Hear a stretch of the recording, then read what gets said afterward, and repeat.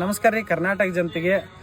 ರೈತ ಬಾಂಧವ್ರೆ, ದಯಮಾಡಿ ಯಾರ್ಯಾರ ಮನೆ ಹೊರಗೋಳ ಎಮ್ಮಗಳ ಆಕಳ ಇದಾವಲ್ರಿ, ಬುಸ ಒಂದ್ ಸರಿ ಚೊಕ್ ಮಾಡ್ತು ಓಡ್ರಿ. ನೀವು ಬುಸ ಚೊಕ್ ಮಾಡ್ಬೇಕಾರ ಒಂದ್ ಸರಿ ಕಡ್ದು ತಿಂದ್ ನೋಡ್ತು ಬರ್ರಿ. ಹಿಂಗ್ ತಿಂದ ತಕ್ಷಣ ಕರಾಡ್ಸಕೈತಂದ್ರ ಅದ ನಿಜವಾದ ಬುಸ ಅಲ್ರಿ. ಮತ್ ಈ ಬುಸ ರೀ ನಮ್ ರಾಮುಗ ಅನ್ನಗಳದು ಒಂದ್ ಕುದುರೆ ಐತ್ರಿ, ಇವ್ರು ಹಾಕಿರಣ್ಣ. ಇದನ್ನ ಹಾಕಿರಿ ನೀವು? ಹಾಕಿದ್ರು ಅಣ್ಣ.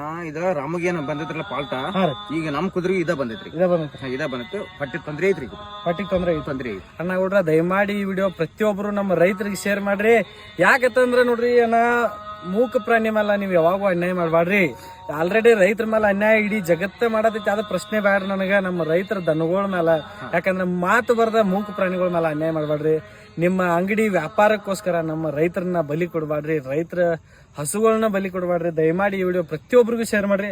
ಬುಸ ನೀವು ತರಬೇಕಾದ್ರೆ ಟೇಸ್ಟ್ ಮಾಡಿ ತಗೊಂಬರ್ರಿ. ಬಾಯಾಗ ಹಿಟ್ಟಿಟ್ಟು ಮಾತ್ರ, ಗೋಧಿ ಹಿಟ್ಟು, ಮೈದಾ ಹಿಟ್ಟಂಗ ಅದಕ್ಕೆ ಗೋಧಿ ಹಿಟ್ಟು